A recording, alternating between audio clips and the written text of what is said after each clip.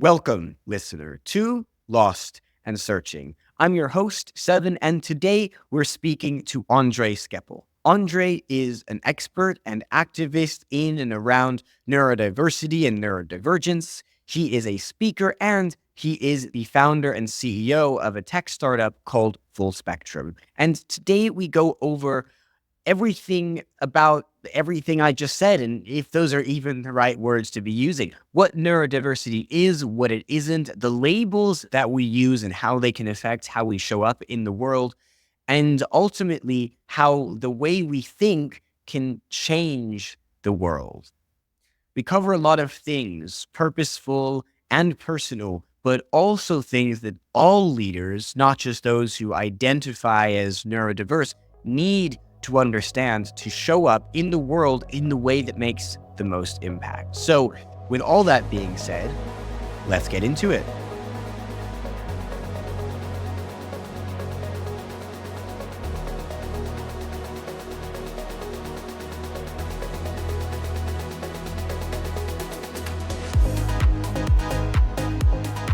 But before we get into the technical, practical detail, to be able to understand that, the place I always love to start is by learning more about who I'm talking to. So, Andre, tell us your story. So my story begins as being a child that, if I start off with the personal in terms of the actual intended direction, and then where the direction went, it goes like this. So I was a child that was always curious.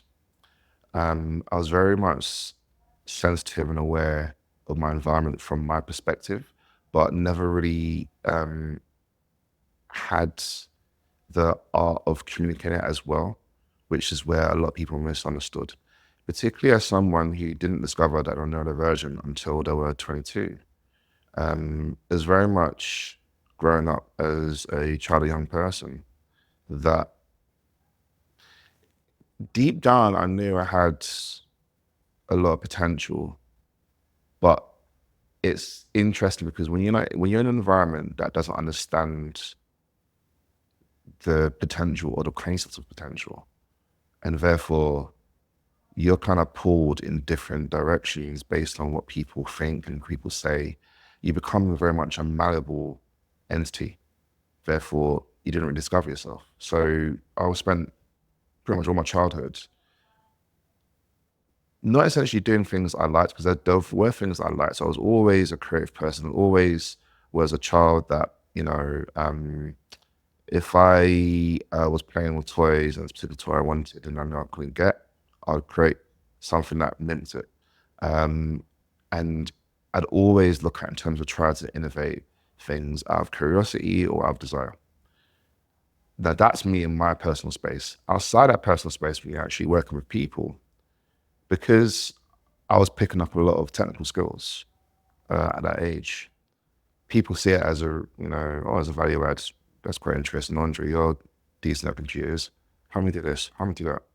And I was kind of doing things, I was learning as things go along based on the needs of other people that went beyond my personal curiosity. And so I very much wanted to become that young person that did my parents and my community proud. I originally wanted to get into engineering, software engineering. One of my first mentors, who was a software engineer, advised I should go into medicine. So I decided to do a hard pivot and say, okay, I want to go into the sciences. So in my teenage years, I was very much, because I knew I was naturally gifted when it came to information technology. I was looking more into the sciences. I said, I'm going to, do medicine. Did fairly well in secondary school. Got into a really good sixth form, one of the top ones in South London. Failed on my A-levels. I had only one AS level that I carried on, and the other ones I had to be precise. I had to retake the A-levels 3 times before I got into university. And even still, getting to university, the reason I got in is because the subject that I did, it was a new one, and so they had a relaxed entry requirement. The intention was go and study neurology, which is what I did, going to do postgrad medicine. Didn't do well on my exams. When it came to anything applied, such as coursework, dissertations, research, always did well. That potential that was in me was starting to get spotted in terms of my desire and focus into the applied areas of science. So that's when I was able to go and do a master's in science by research. So my research was based on building platforms that would identify disease, so mainly bacteria. That's when I started to look into in terms of diagnostics as part of my curiosity. It's like, okay, you've got a blend of the technical and then the scientific, which I was very quickly embracing, and to kind of bring it together. And the way I wanted to bring it together is kind of desire to say, okay, let's look at potentially a career in developing solutions for those underprivileged in the developing world. Particularly it comes to, those who have illnesses or have conditions that are unable to travel to get the right advice, or to afford to get the right advice, and therefore to kind of make support equitable.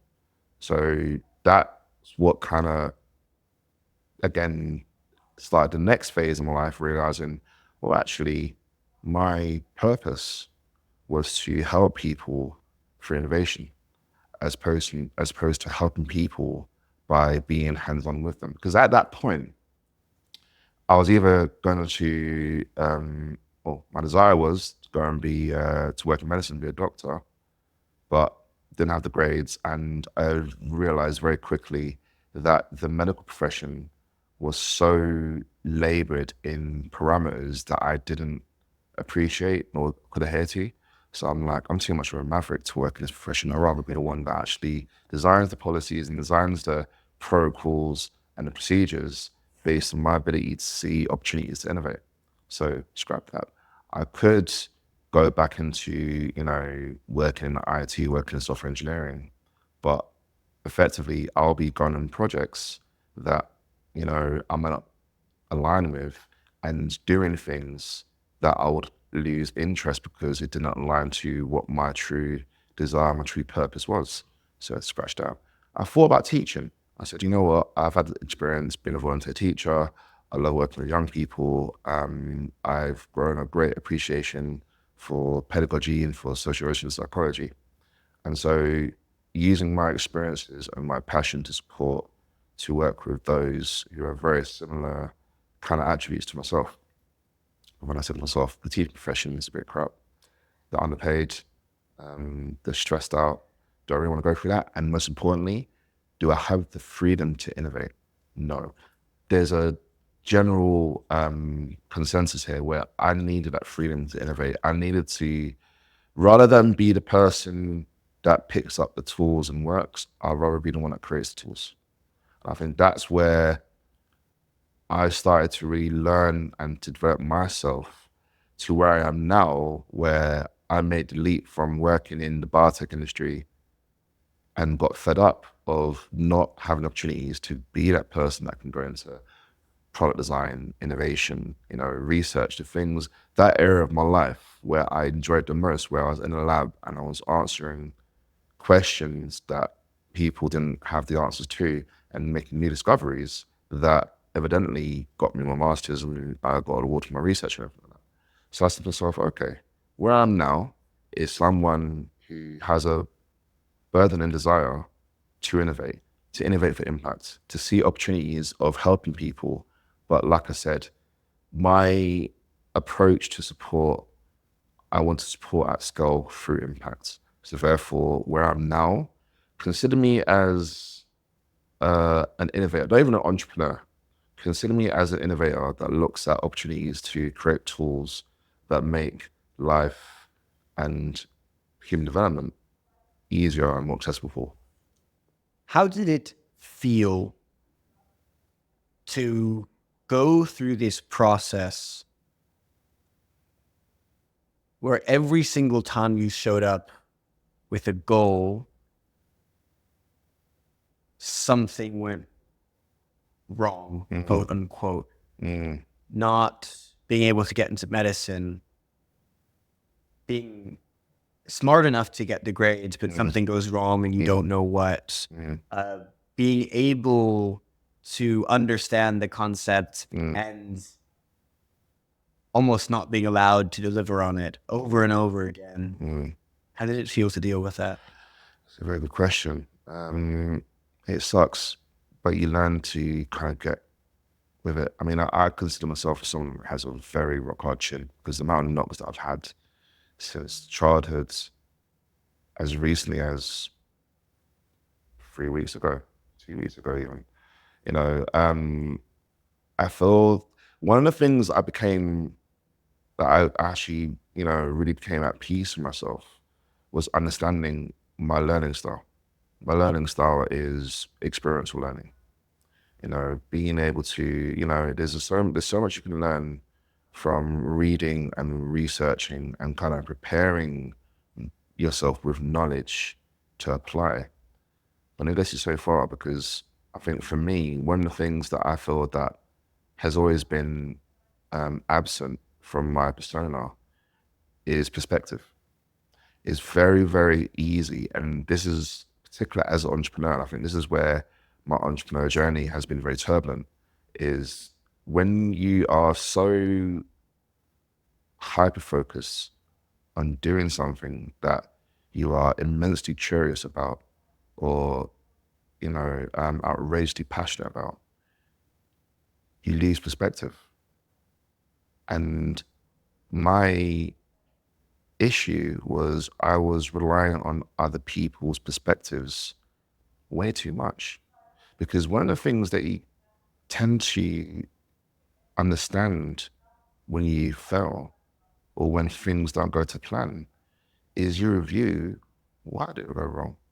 Where's the accountability of where things went wrong? When you start to, review it, and I've reviewed it many times, like I said, since childhood to now, and it goes from a point where we're immature, you say, it's everyone else's fault, and this excuses, and there's all these reasons why that don't really attest to your own responsibility. And then when you grow up and you go through all these things, then you start to realize, no, actually, I need to take accountability for these things. What we take accountability for. So I thought that, to answer your question, it's been a mixture of emotions. It started off as something traumatic, because there's been many times, I mean, like I said, I was always considered as a gifted child. My mum in particular is probably one of my biggest supporter in life, and remains so to now, to everything that I've done when it came to, she was the one that wanted me to get into, fee paying independent school when she was on benefits, to go through a bursary and getting through that, to I'm going to support you starting a business when I was 16, putting together like content and helping people with tech, didn't go through. So, she's always been a supporter of mine, blindly so, in things that I was not consistent with. And so when it goes to, when you hit those hurdles and you fumble, again, it starts off being a very traumatic and sobering experience, because you get into the echo chamber. So it's like, you can do it. You're so great at doing it. Yeah. And you get, and I guess it's probably within the past 5 years that I have realized I've got quite a strong charisma in my persona, which is one of the main attributes of being a leader. When you're in environments that don't understand what leadership is, and environments that don't fully comprehend the attributes that I'm providing, and they see, it's feast or famine. If someone comes in and shows great potential and they expect more than what you actually are, because you just don't know, you don't have that framework, it becomes traumatic, because you feel like you let people down. And it goes to the point where at first it's that feeling of perpetual disappointment, because you get so blinkered into thinking you can do these things, you can achieve these things, to now where it's like, it's disappointing, but there's points of learning. And there's that resilience that has been growing every single time where there's been a disappointment, there's been a failure, there's been what I like to call points of learning. I now embrace those points of learning, because the key thing that I have accepted, especially in my transitional phase as it currently stands, I finally accepted I'm human, I'm not perfect, I'm a work in development. And I think this is the key thing that everyone should have those honest conversations with yourselves and say to yourself, I'm a work in development. And so you are expected to fail. You are expected to, fall short from the achievements.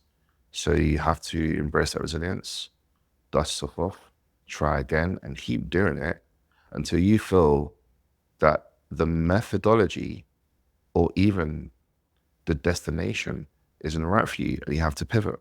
So I've pivoted so many times in my life.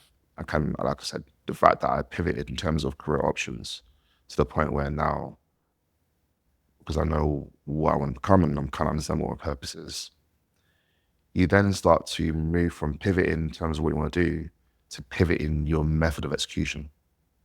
Because the method of execution is one of the key things that, especially when you're neurodivergent, execution requires perspective. So now is one of those things where the gift of perception comes when you start to realize accountability and start to become much more aware and conscious of your environment, because it affects everything. It's like, okay, let's take a step back. Let's review how you've done it. Let's review in terms of what you said, the attributes, the considerations in terms of what your character and your communications and the relationships and the modalities and methodologies of what you do. You analyze everything about yourself. When it comes to other people, when people come to me and they speak to me for advice, I've always been very good at giving people that perception because I'm quite an analytical person.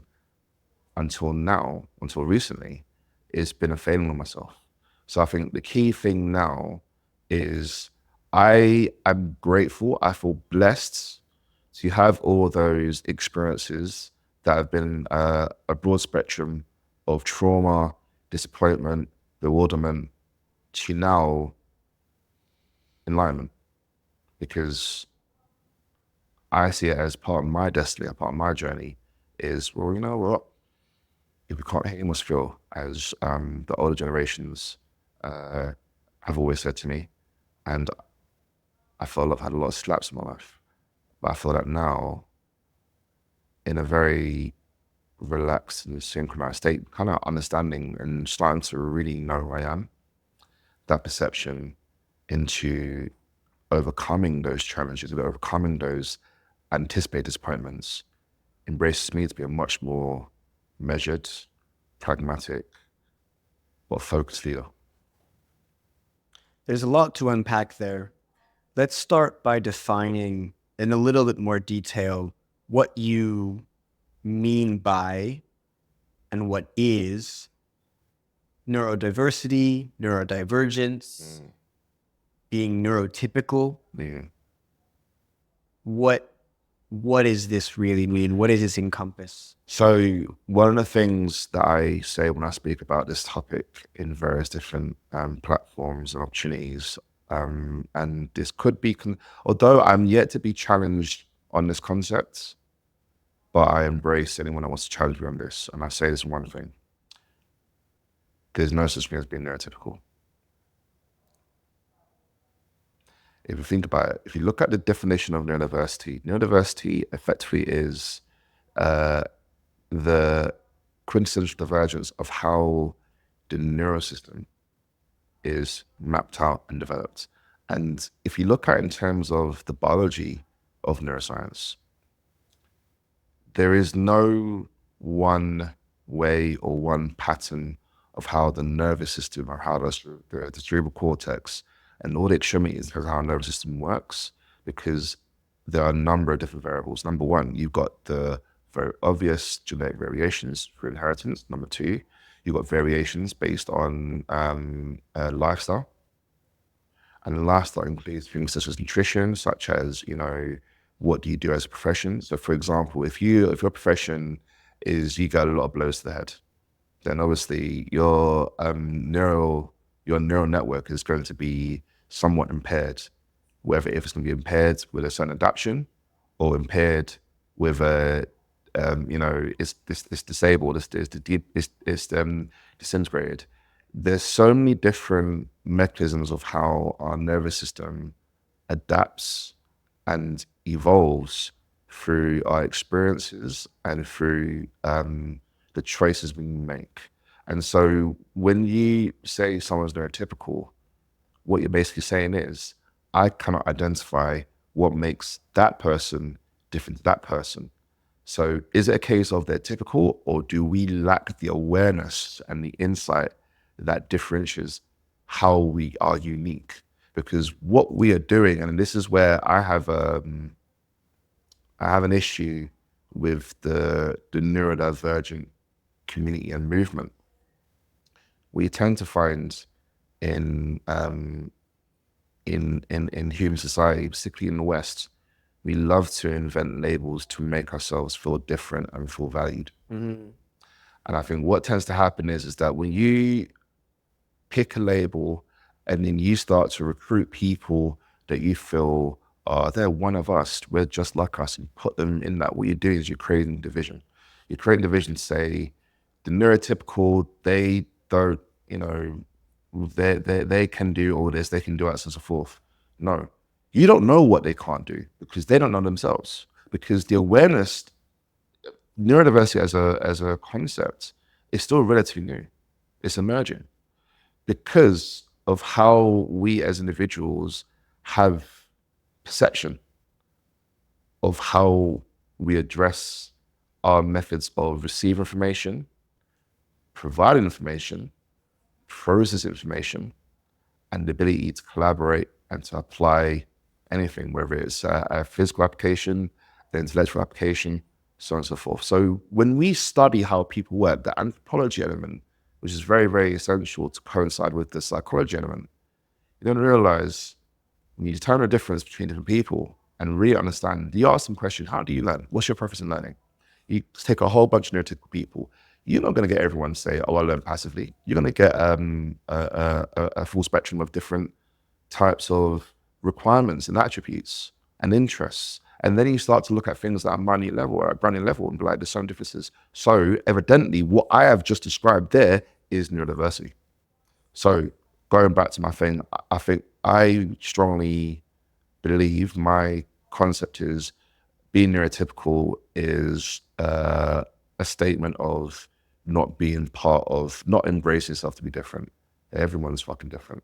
The key thing is that you need to understand and embrace what your unique attributes are so that you become a part of a wider, expanding divergence of people, and then understand and embrace the differences that are out there that actually could potentially make the world a better place. And the key thing is this, and this is where I think neurodiversity needs to take a quantum leap.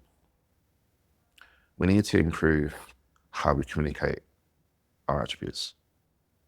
I keep saying to people recently, I said, I've got this really weird and wonderful concept that I truly believe that you can solve all the world's problems by better communication.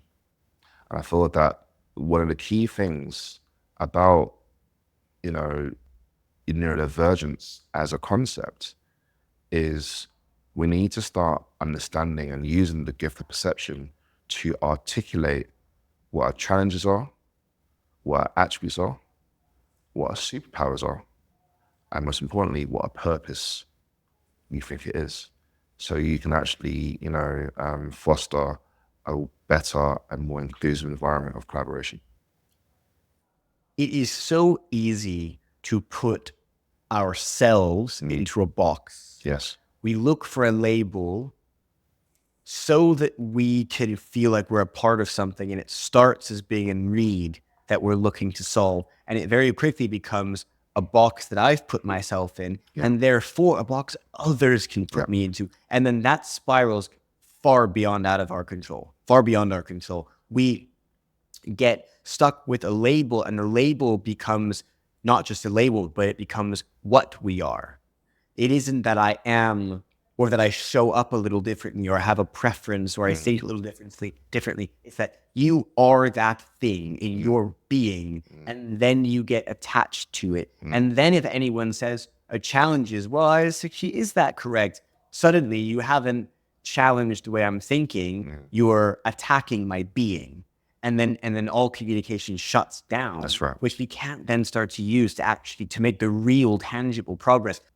If there is no such thing as being neurotypical, and therefore we are all neurodiverse, but the only thing getting in the way of that, or that makes that feel controversial or challenging, is our perception. That means that our perception is what we're attaching to remain and call ourselves typical. And so any challenges that, I was going to say that the community faces, but if it's actually everyone, then it means that everyone faces, is that whatever challenges those are, whenever they arise, are inextricably linked to whatever narrative, whatever story, whatever we're telling ourselves based on that perception. Help me understand what some of those challenges are. And within that, the real question is, can changing that narrative help solve some of those problems? So what are the problems, and can that help? The problems are perpendicular to the requirements of the social dynamic. Each society has unwritten rules and expectations of the people that encompass it. So this is why I say, I'll give you an example, all right? So the most common challenge that people who fit within the full spectrum of neurodiversity is communication.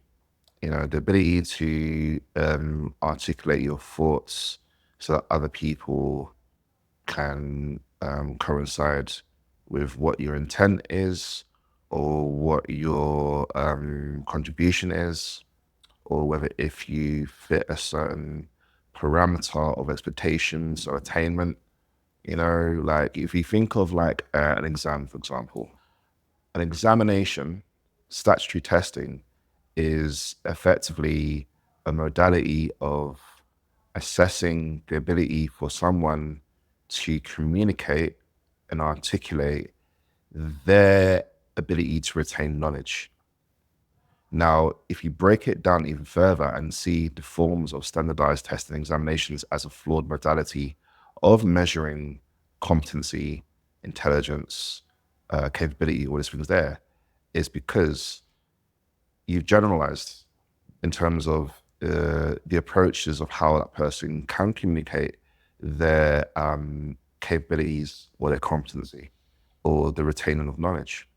So if I was to write an exam for someone who doesn't share the experiences and the perception that I have, then that person, unless they are really skilled in articulating and communicating their thoughts to something that I can resonate and respond with, then fantastic. That person is an adaptation of various societies. In fact, no, scratch that. They're an adaptation to my society. And this is the issue, because what we tend to find is in societies, there are microcosms of different communities or different dynamics. So to answer your question,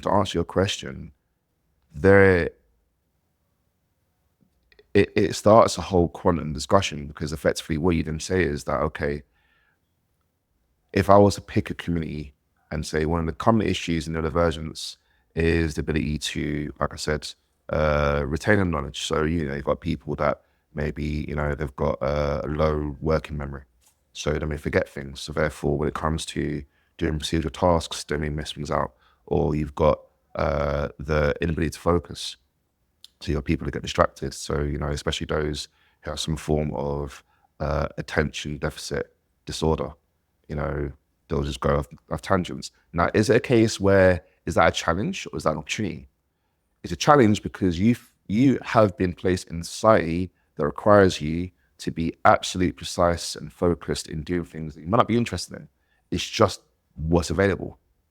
So again, this is where it becomes more of a paradox. It's a paradoxical conversation in terms of, what are the challenges? Because there are multiple challenges that are atypical to multiple societies, but those challenges are linked to conditions.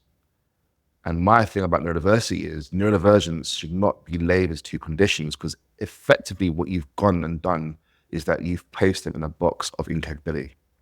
I don't want to do that. What I want to say is you may have a condition, but a condition is respective to the individuals that see it as, you can't do what I want. You can't do what society expects you to. Okay, suck on our society then. All right, we got a whole bunch of people, we've got a whole bunch of weirdos that, they're thinking in tangents and blah, blah, so on and so forth, but they're most artistic, creative, innovative people out there. We've got societies, the creative world.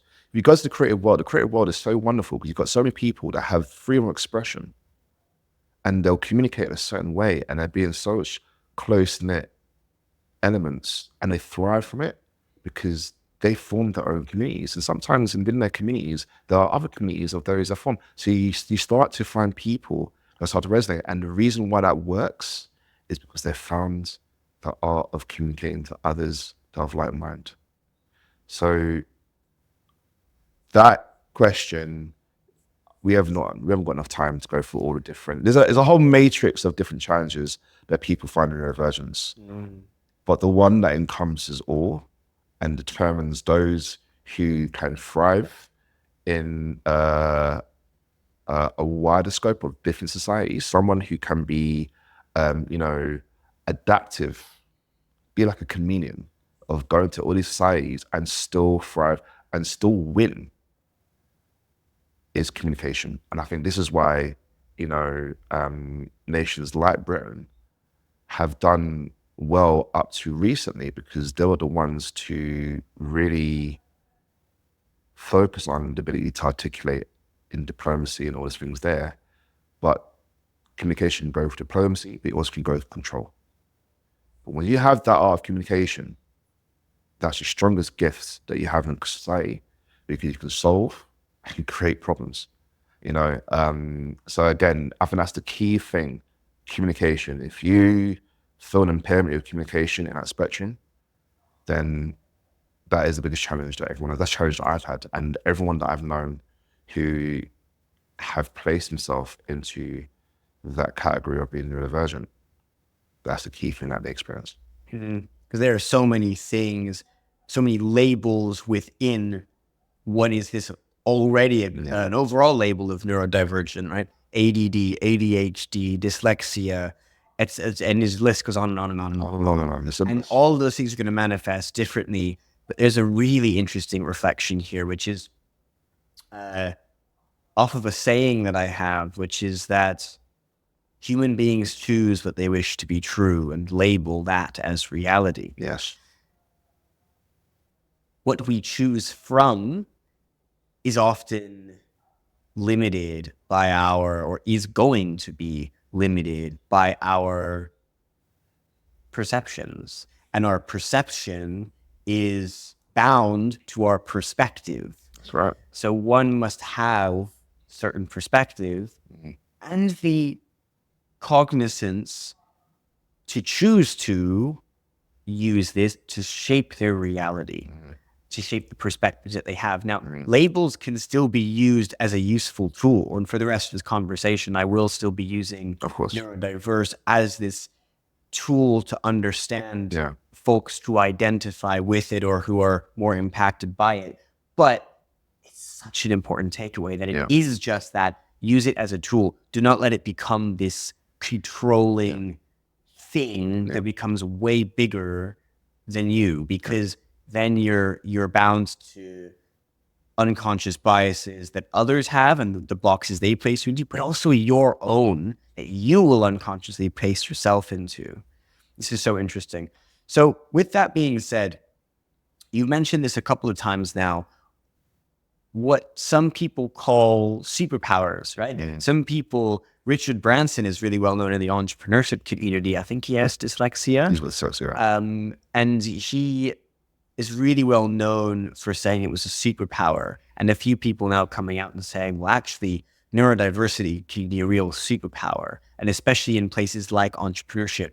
Walk us through, from your perspective, why? Why is it a superpower? What is it helping certain leaders do that those that are more quote unquote neurotypical, that identify as more neurotypical or that wouldn't identify as neurodiverse, what superpowers do those who are neurodiverse have that others can't access? Again, there's two ways that I can approach this conversation. You can approach the conversation which is very much atypical to so many other conversations about neurodiversity in terms of superpowers being, here's an example. And, as a disclaimer, I'm only using these examples from my perspective, but knowing that there's a wider narrative that can be explored. So you've got, one stereotypical element that you could look into, a large community of those with neurodivergence are those with autism spectrum conditions, autism. So, when people think of autism, they think of like, Rain Man, Dustin Hoffman in that film. And let's use that character as an example, not the best example, but an example that people can, reflect and, learn from. So you've got someone who has very limited abilities to communicate, explosion of thoughts, explosion of processes, so they see it as someone who's not a functional or coherent member of society, someone that can be shunned away, someone that, you feel like you can't really relate with, because again, it's not because they're a bad person or they have any ill intent, it's just because they cannot communicate their thoughts, because their thoughts are being processed at such an alarming speed. However, when it came to things mathematical, that was a superpower. So that's just an example, and it's not the best one, because there's so many different talents that people, especially those that, subscribe to having ASC, doing it. Now, when you look at superpowers, there's the more expanded view of the terminology. Superpowers are seen as abilities that the general population feel they fall short with. So for example, I wish I could, have the ability to create this game, this platform out of nothing. I wish I could do that. Someone who's neurodivergent, for example, they see it and they're like, we've done it. Is it because they've got a great ability to use somewhere else? Possibly.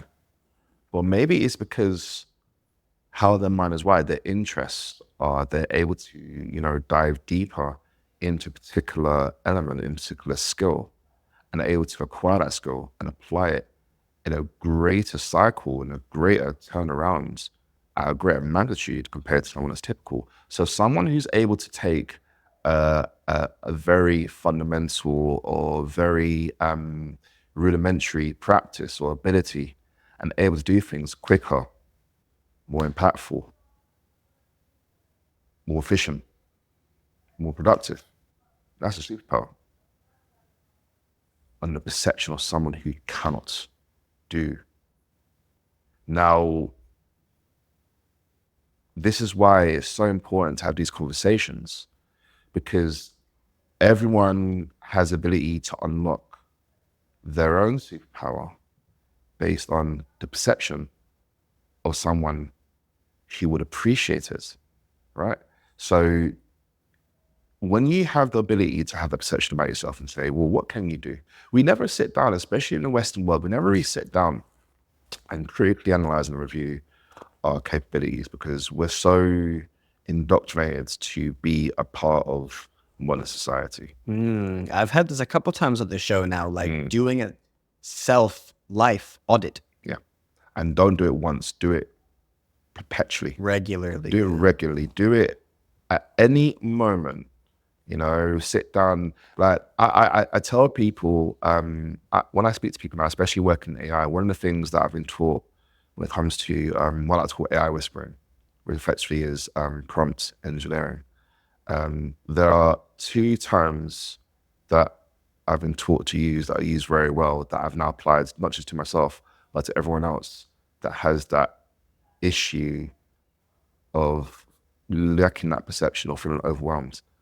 So to take a deep breath, take a step back. And this is something that I do with myself right now, at any moment, to stop and reflect and do that self-audit, even if it's an instantaneous one, to say, you sure want to do that? Why do you want to do that? What's the purpose? What can you do with this? What are you lacking? What do you need to pick up? You know, how that person perceives about you. It's taking a step back and really reflecting in terms of what is it you're about to do? What is the intent we want to do? What's the objective we want to do before you do it? Now, when I speak to especially people that have ADD, ADHD, and I speak to them and I do this exercise, and you see their feeling overwhelmed almost immediately go away, because it's something that society does not train or prepare us to do until it's too late. Society doesn't train us to do most of what we need, if what we need is whatever needs to be executed to create the life we want. Yeah.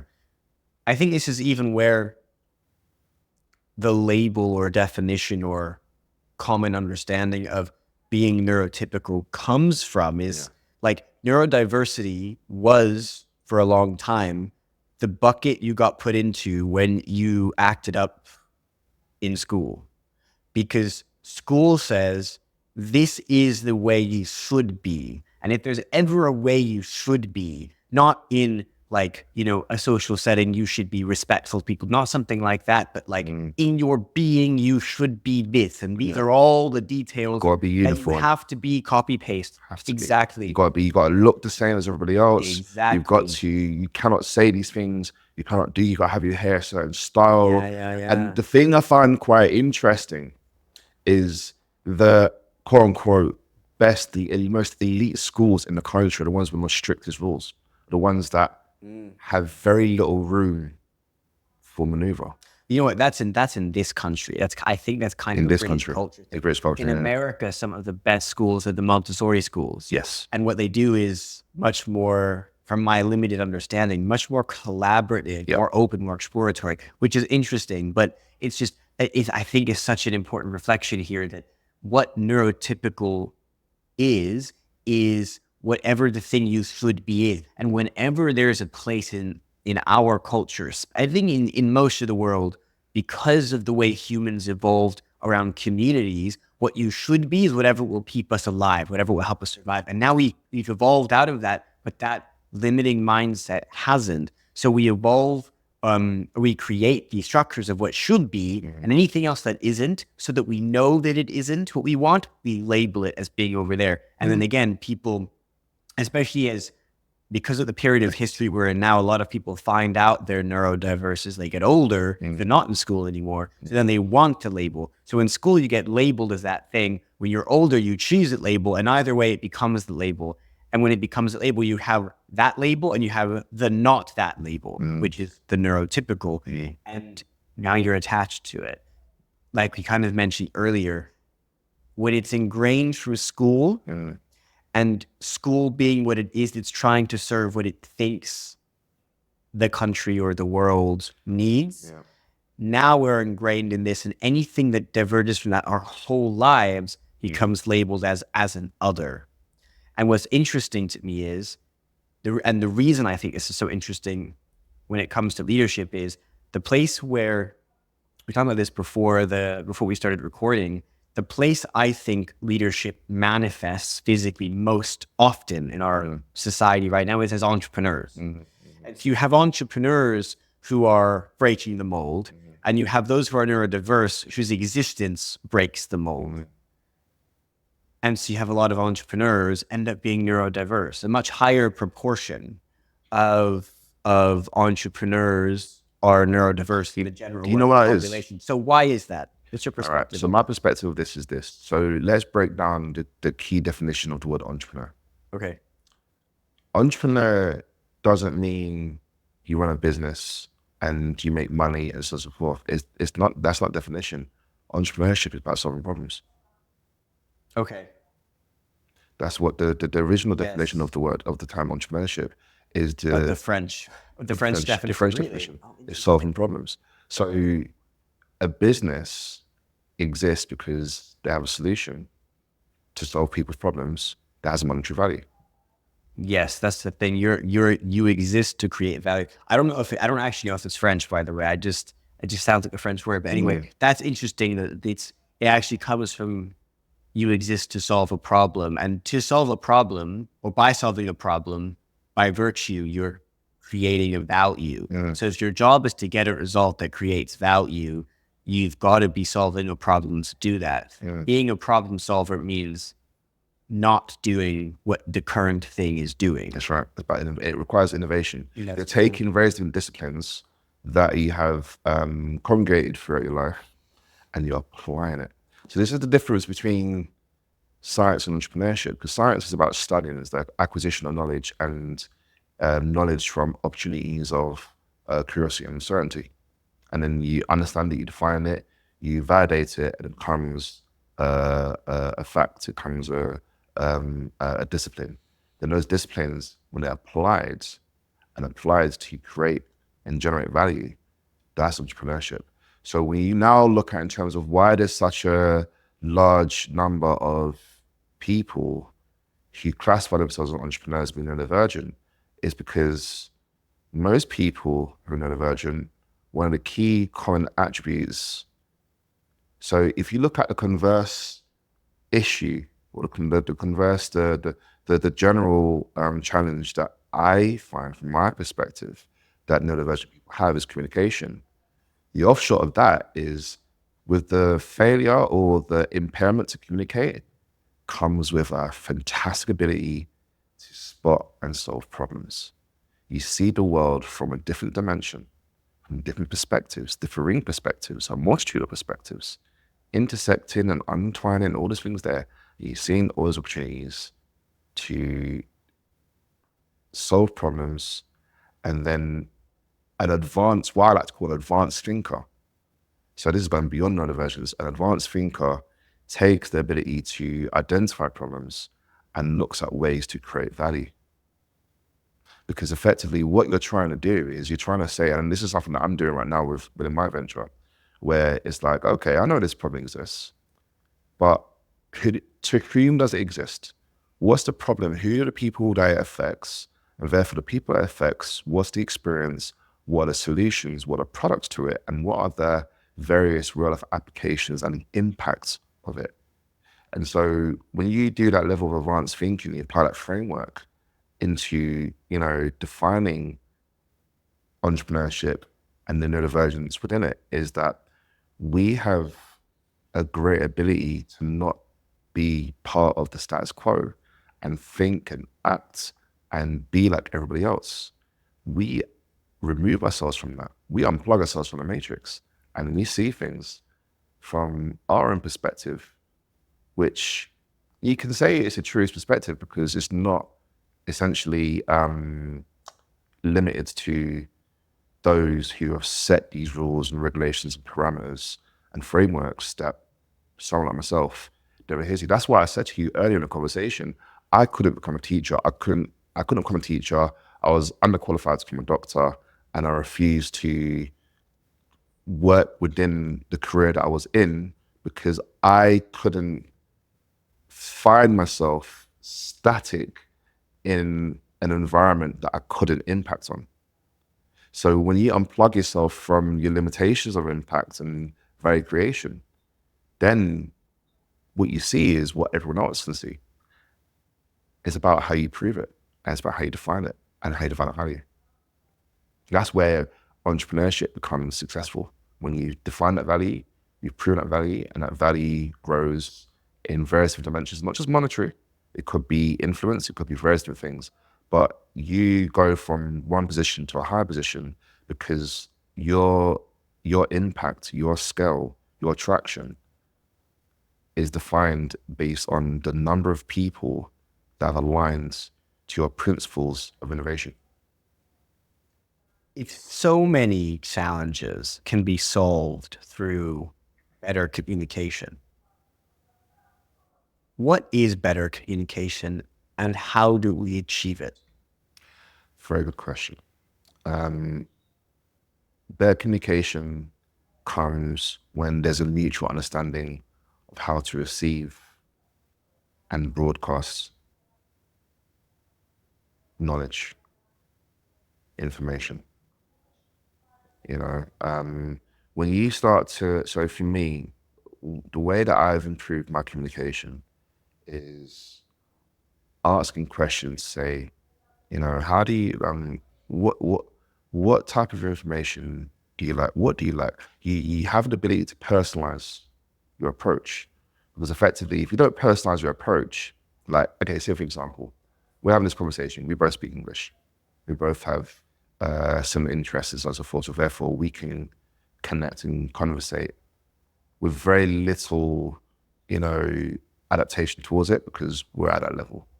But then also in our conversations, we can, adapt our dialogue to suit the person. So, I can speak to you like this, and those that are listening and watching, they can interpret me from my linguistics, from my approach to talking like this. But then if I go to speak to someone who, for example, is much more comfortable in speaking Ebonics, if I go and speak to them, and I speak to them like this, could they get it potentially? Or if I was to mix my words, say, big man thing, yeah, hear what I'm saying. See, that thing there about neurodiversity, yeah. So hear what I'm saying. You see, like how you may feel confused and all that, yeah, and it gets a bit peaky.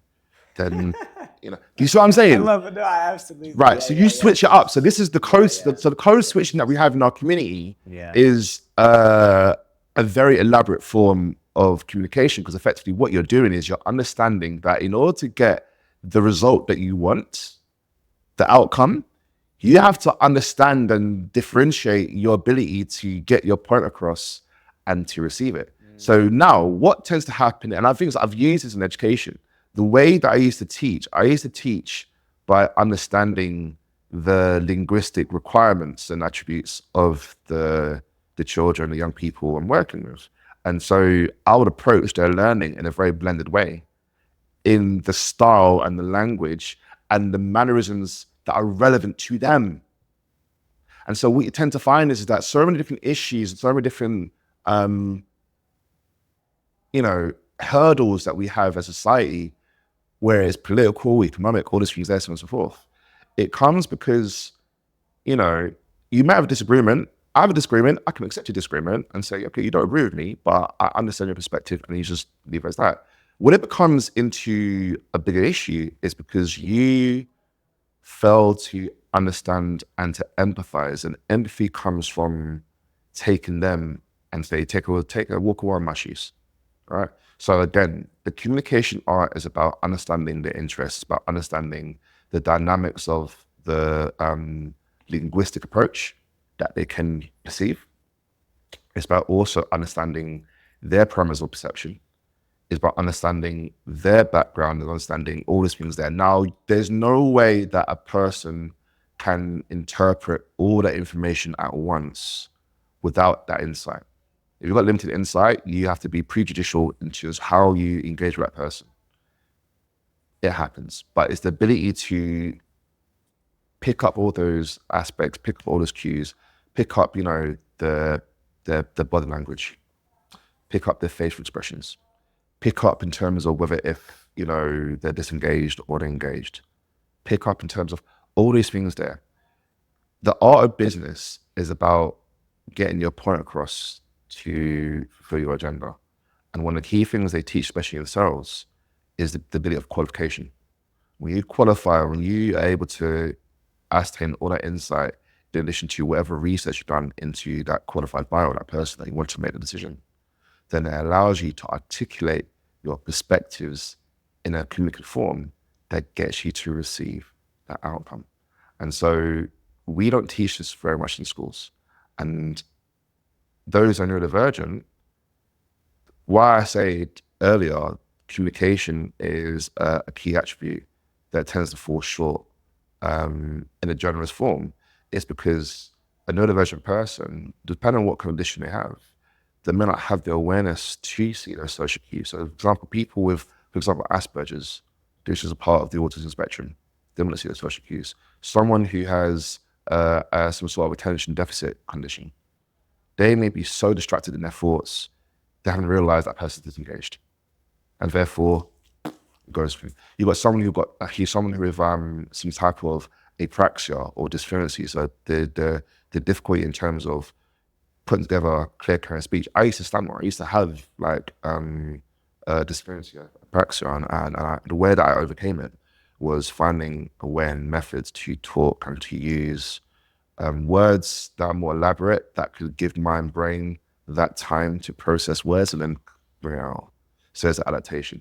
So again, it's all about, and the biggest bit of advice I'd give to anyone who considers themselves being neurodivergent is, like I said, is having the ability to self-audit and say, okay, the feedback I've got is I've missed these cues and so forth. Now, it might not be as easy to perceive these cues. So you know what the best thing to do is?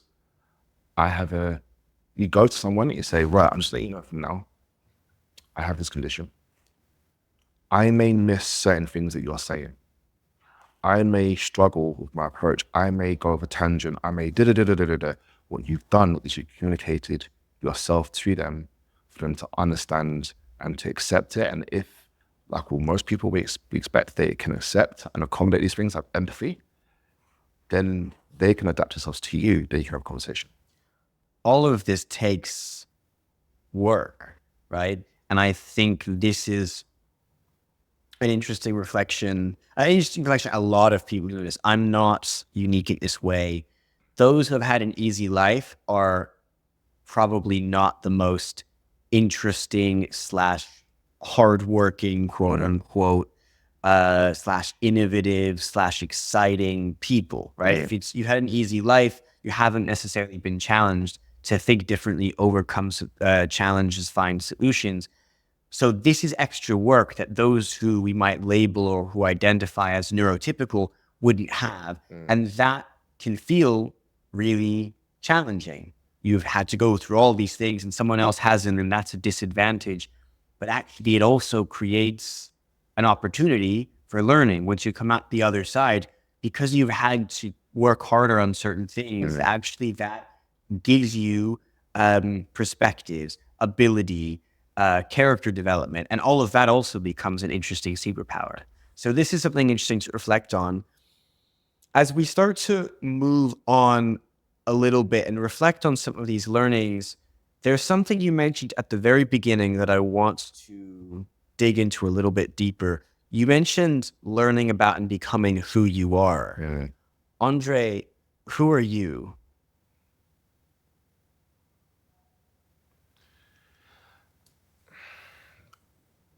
What I know, because I'm still figuring out, I'm a person that has a desire to create. I'm a person that has a desire to leave a legacy. And I'm a person who thrives on the feeling of appreciation. And the reason why I say those three things there is those are three key things that are in accordance of me to elevate, to, succeed, to win. I succeed through my creativity, but my creativity requires an environment of appreciation that can allow myself to function and process within my own quirky methods and modalities and methodologies in doing it, but also the opportunities to take a step back, reflect, and adapt to new areas to improve. But also, it's having the passion and having the need to say, okay, why are you doing this? There's many times that I've queried in terms of why I've taken this road. I will say this in the most transparent way possible. The entrepreneurship road can really suck. So you can go, A beautiful way of putting it. it can really, you can have the shittiest experiences, And in terms of my example, you can have a whole cascade of experiences. You can feel like you're falling either off a tower or being body slammed through a tower, and you're going through all these levels, going impact, bam, bam, bam. You're falling. And you just think at some point you're gonna stop falling and just like, you know what? Take me. I know it's coming. I'm not gonna land. I know it's gonna absolutely bloody suck. And you land, but the next thing you know, you're in quicksand. So now you're sinking deeper and you're trying to get. So again, it does depend. And I think a lot of people, and this is why when I have conversations to people who want to take the leap into entrepreneurship, and I tell them very gritty, very traumatic stories from my experiences, not to scare them, but to give them a great perspective to say, learn from my experiences, learn from my mistakes. Because if your way of learning is through experience, then be prepared to have a granite chin. Because when life comes and bitch slaps you, you gotta be able to know that it's coming and know how to take the hit, reflect about why you got hit, and then be able to proceed in a better, more resilient purpose. So who I am, I'm a resilient bastard.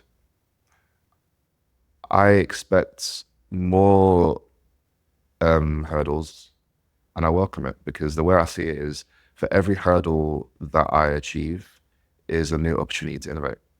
And so me right now, I have a whole plethora of different opportunities to innovate because of the experiences that I can apply.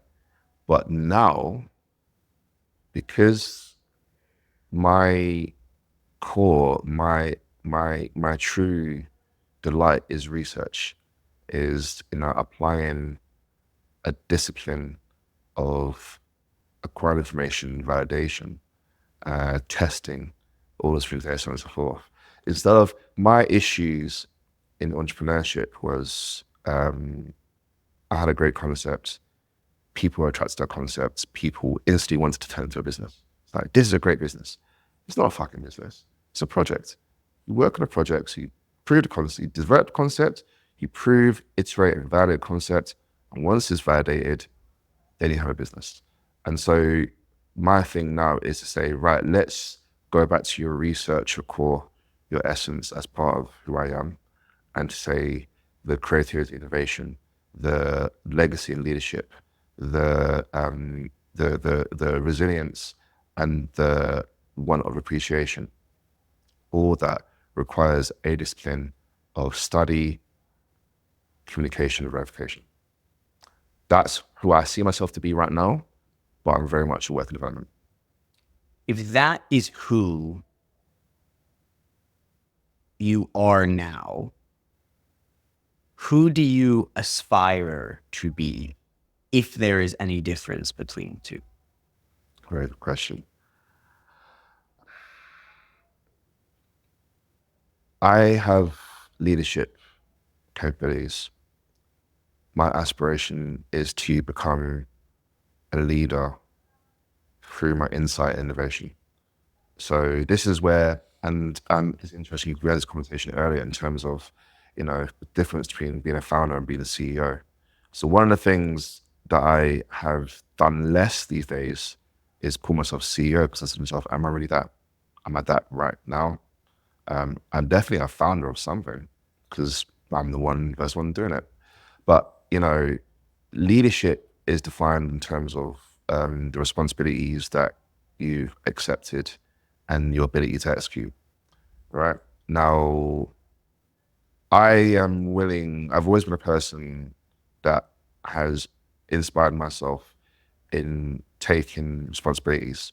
Maybe I've become much more mature in my recent years to see in terms of accountability, and kind of understanding what your limitations are, and the ability to delegate and build teams around you that are a reflection of the things you can and cannot do, as opposed to just cannot do. And the ability to communicate and empathize with them as part of leadership. But The execution element is something I'm still working and developing. So this is where, my LinkedIn will say founder and CEO, my business cards will say founder and CEO.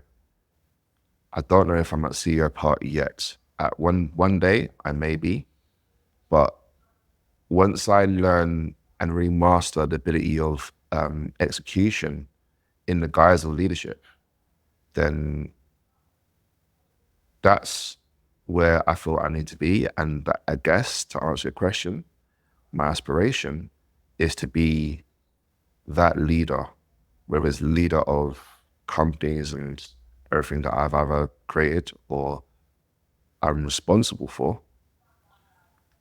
There's also a desire, and I've been approached this many times, and if I am able to do it, potentially politics, leadership to impact on policies, leadership to, have my impact-driven methodology and mentality in not just creating solutions for people to benefit from, but creating policies and environments for people to create solutions for people to benefit from. So think of it much more of a macro vision in terms of that. Like I said, my whole thing is I aspire to be someone that when I die, it's not just, oh, what I could be is what I've done. And most importantly, not just what I've done, what people are carrying on for me to do. What have I instilled? Who have I inspired? Who have I elevated to continue what I've started, to finish what I've started? So that's my aspiration. I love that. There's a purposeful end in mind, Yeah. and everything else is kind of working backwards from there. Talking about leadership, reflecting on everything you've said as we've been chatting, you've given us some elements of what leadership is to you. And I think there's a difference between leadership and being a leader. So I want to know from your perspective, what does it mean to you to be a leader? To be a leader, you have to accept that you're forming a community. When you're building a company involves people that follow various processes, policies, frameworks, directives, and all have a common goal. That's a community. So any leader must be able to be responsible for a community that they formed, either their own image, their own vision, or their own intent. Now, the best leaders are the ones that acknowledge that first part, but also acknowledge a very important second part. You can't do yourself. And it requires a multitude of different people who should be better than you in certain different specialist things to execute it based on your vision, intent, and image. And so you have to know how to differentiate yourself between being a generalist and being a specialist. Leaders, there can be generalist leaders. You can then have specialist leaders that follow the generalist vision, and have more specialist leaders that essentially cascade throughout the hierarchy. But also, the elite leaders are the ones that can create communities that are not based on this whole hierarchical vision that is very much outdated and traditional. It's seeing things at a common level. You see people at the level. So you empower everyone in your organization to be responsible, capable, impactful, and visionary as a collective. And so you may be the leader that is the first to introduce this discipline, this indoctrination. But it also means the organization, the vision, the impact, the mission does not end when you end. I like to use the terminology in Star Trek, the Borg, and how everyone in the Borg is part of this whole kind of like, combined mind and mentality. But then if you take it into a holistic concept, you look at traditional Afrocentric values. So I like to use the terminology Ubuntu. I am because we are. Oh, I love that. And, when you use that terminology of I am because we are, and look at your impact, your dynamic of leadership as part of a web of other individualities that are an extension or an addition or complementation of who you are, you're just the first to do it, but you're not the last and you're not the only. And the elite leaders have that perspective. I love it. I love learning from wisdom across the world and across time. Different cultures have developed so much wisdom. There's a Chinese proverb that goes, you can curse the darkness or you can light a candle. And it's days like this, where we build this picture of the fact that things aren't straightforward. They aren't what they seem to be. Things aren't what they are what they seem to be to so many of us. So what responsibility can you take to shift your perspective so that things can be what you want them to seem to be? Your tomorrow is the tomorrow you want to see because you are creating it today. And there's an ownership there that I love. As we start to bring today's conversation to a close, making tomorrow what we want it to be through the actions we have today requires actively choosing to build your life that way. And sometimes we think we're doing that and life slaps us in the face, as you very eloquently described earlier, and shows us what that actually might mean for us, wakes us up a little bit to that. You mentioned at the beginning some challenges and changes you've been through recently and some perspective that's given you. What have those changes been, as much as you're happy to share? Sure. And what is next from you as a result? What can we expect to see from you soon? So what I've been through over the past couple months is effectively the conclusion of living a very unsustainable lifestyle that was devoid of perception. When I first came up with the concept of FullSpektrum, originally back in 2016 and turned it into a company in 2018, I did this for three reasons. Number one, I did this as a big middle finger to national curriculum because of how it's been failing people of various different depictions that are not reflective of current society. But also, I did this because I didn't want my son to go through the ordeals that I and many others like myself have gone through. That is a reflection of the follies and the shortfalls of not just the curriculum, because the curriculum is just a construct of society. So therefore, it's the flaws of current society from a very restricted, colonial, pragmatic view. It's my ability to disrupt and disrupt with purpose.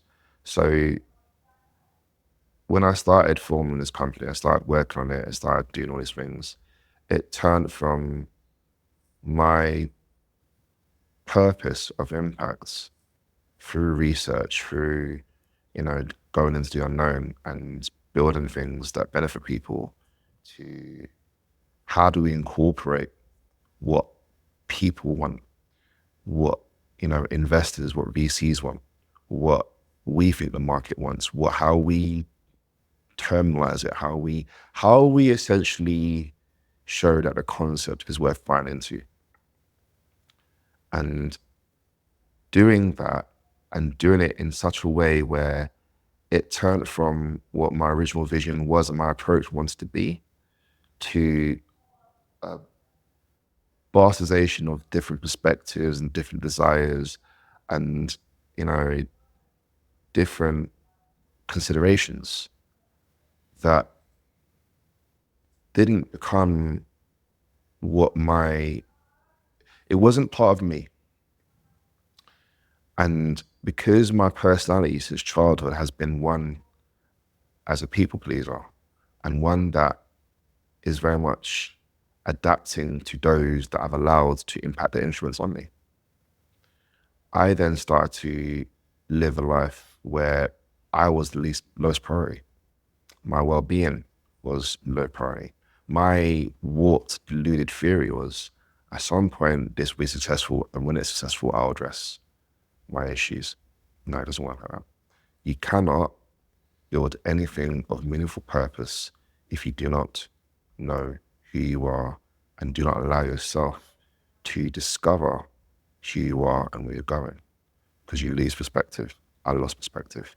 By losing perspective, I burnt bridges with people that brought on board as co-founders. I burnt bridges with advisors. It's been a cascade of highs and a lot of lows, just kind of perpetual disappointment. And the disappointment is that everyone that I've worked with and everyone that has joined this journey was all attracted to the vision. But like I said, if vision loses perspective and authenticity, and you then become deluded into what it is, then it's only so much your credibility and your vision and your aura becomes impactful, and therefore your leadership gets questioned. So my leadership was questioned, and it was rightfully so questioned because I lost that perception. So what happened? Because I lost my perception of priorities. So for the purpose of the conversation, my top priority is my son. My second priority is me. My third priority is everything else. Because the way I see it is I'm still figuring things out and kind of placing things into a certain way. And I placed the venture as top priority. By doing that, everything is at risk. Because that's the one thing, as much you feel like you're in control, and when you are a deluded founder, especially one that hyper focuses in such chaotic elements, you lose discipline in how you communicate, you lose discipline in how you develop partnerships and seek opportunities, you lose discipline in terms of how you innovate. Thusly, you lose discipline in your leadership. You're not a leader. Because leaders have to be disciplined. So because I lost that discipline, I burnt out. I became quite ill. I was in the hospital for a while. And whilst I was recovering, the one thing that I wanted was solace. I wanted quiet. I wanted time away from people and their problems and their issues and their demands and their expectations and all the pressures, and feel like my whole essence is in a vice and is slowly turning and churning and applying more and more pressure from all different dimensions. And I said, you know what? I don't need this shit. I need to take a time out. I need to take a big step back, take the deepest breath I ever can, because I was suffocating. And so I took about 7 weeks out.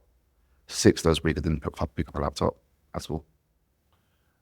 I spent time thinking, reflecting on issues, not just professional, but majorly personal.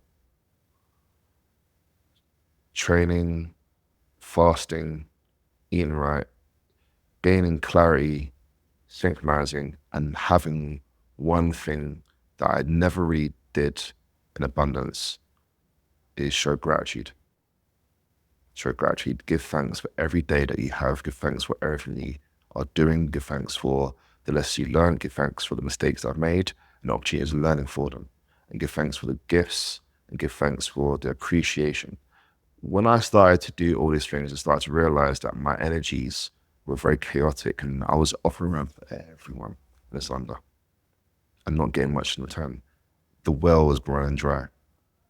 So rather than try to fill a well with water, you create a bucket. You can start with that bucket, start with small, you merge it. And then once that bucket is full, then like, okay, you go for a bigger bucket. And then evidently you get to a well. Because what tends to happen is that you lose focus in terms of what your capabilities are. And you delude it in terms of where you are in this journey. I then realized I'm not in the middle of the journey. I'm nowhere near the end. I'm still at the beginning. It's just that I've had to start again over and over again. So where am I now? What's happening? What's next? So I've essentially rebooted FullSpektrum, and I don't call it a business anymore. I call it an enterprise. I've pivoted the company to be very much AI focused, with the hope to introduce Web3 elements into it, to make it decentralized, to make it much more accessible, and something that is fitting of the vision that I have in terms of having a society where everyone is a unique element and there's no labels, rather than I'm a neurodivergent entrepreneur that has dyspraxia, dyslexia, and ADHD. I'm André Skepple. Because one of the things that I've learned and I studied is that there's so many overlapping and intersecting attributes and conditions within the concept of neurodiversity where we need to take labels away. And we need to start to evolve our way of being and our concept of development as something that's much more granular and embrace the granularity within these things. So what's next? FullSpektrum has been pivoted into research, into a cascade of different projects where I and the new team that I'll be building, we're building a plethora of different tools, AI-based tools and co-pilots that are there to provide new inclusion from our perspective into different applications for different people. By doing this, we're creating an ecosystem where all these different tools and interfaces and capabilities where you can use AI and machine learning are not just there to improve services, provide better outcomes and save costs, but the concept has a new destination. And the new destination that I don't know if we're able to go achieve this, but the theory that I have and what I've been working on over the past few months that I'm now dedicated in exploring in baby steps is building inclusive AI. And what that is effectively not a large language model that is a generalist view of the whole population of humanity, because let's put it straight, and these are conversations I had with a very significant AI company that I cannot mention on camera. But they are aware that their approaches of building large language models are very monolithic in the views of those that are developed.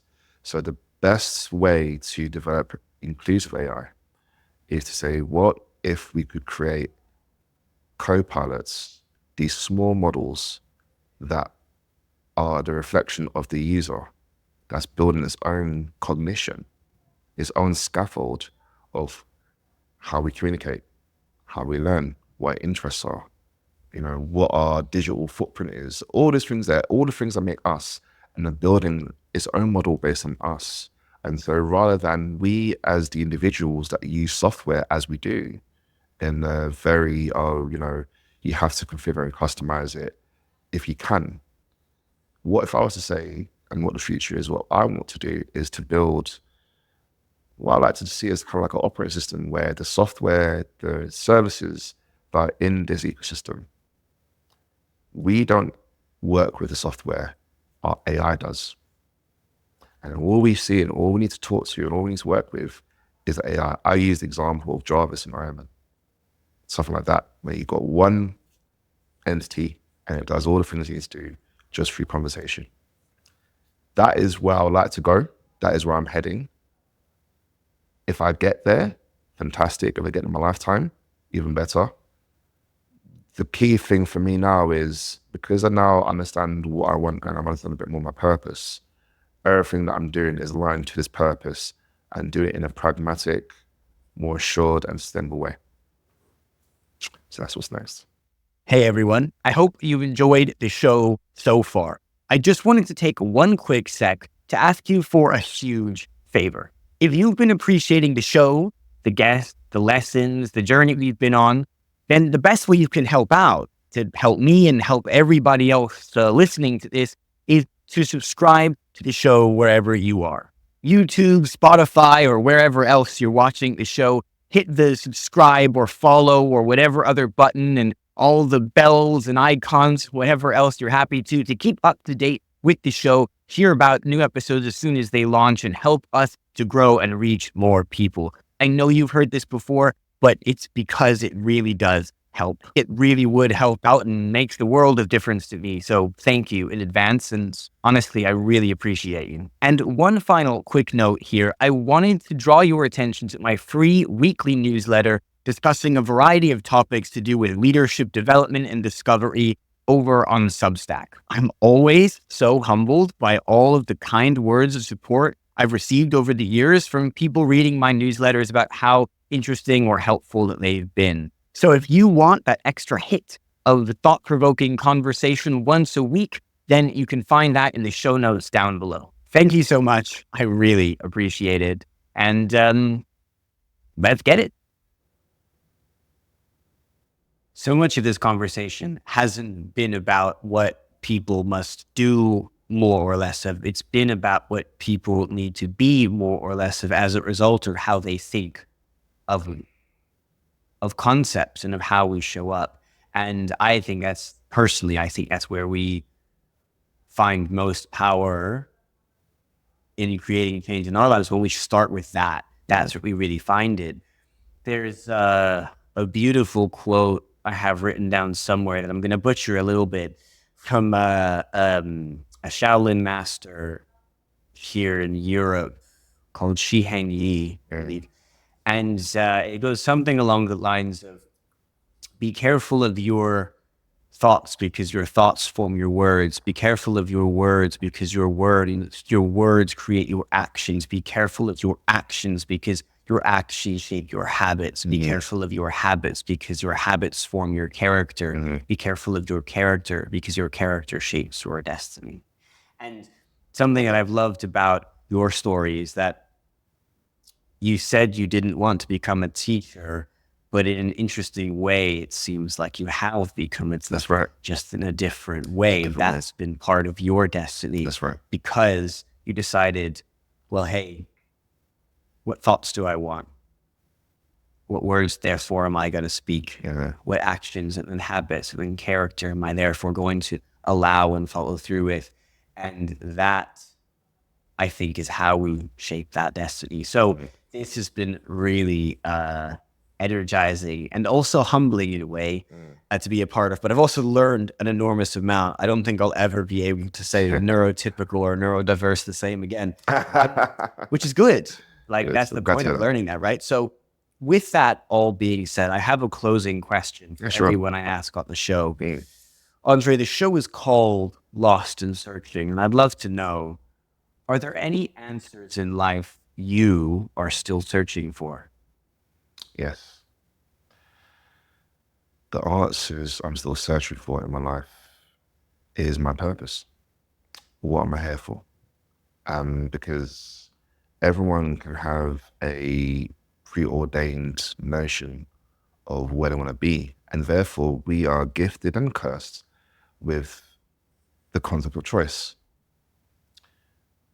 Because now I'm looking at my life as not someone who's seeking to take control of everything, because my own anxieties and insecurities, it's more, well, let's take your hands off the wheel and pray to God that you're driving a self-driving car because you don't want to crash. So effectively, what I'm seeking is, am I headed in the right direction towards what my purpose, my destiny is? And most importantly, I'm going to spin ahead in this one. I'm searching for the people who are extension of what I'm doing. Because one of the things that I've come, and especially because of my recent health scares and you know, the deprioritization that I forced within myself. One of the key things I always say to myself is, we're here for a good time, not a long time. And so I have come to accept that I may never fulfill or fully know what my purpose is.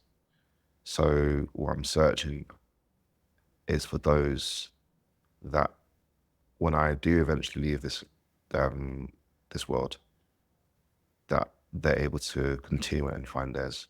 So if I can inspire those, search for those who are learning and are inspired from what I'm doing in a little or large scale, let they find their purpose and let that whole cascade begin. That's my thing. Beautiful, man. I really appreciated having you on the show. I'm at the beginning of this new journey and a pivot in my life. And sometimes what you love, doesn't matter how much you love it, will still require a lot. And one of the things I'm most thankful for is having a network full of really epic educators like yourself.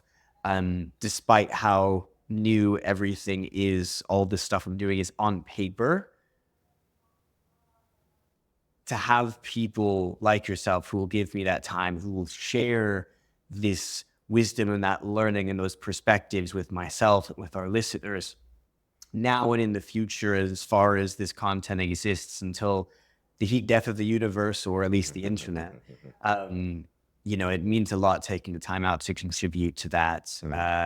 It means a lot to me. And I think a lot of what you shared are things that a lot of us can resonate with, even those of us who didn't previously identify as neurodiverse. So thank you so much, man. I really appreciate it. Appreciate you as well. I appreciate you sending these conversations for the winners like us to showcase our lives. So Thank you so much, man. welcome.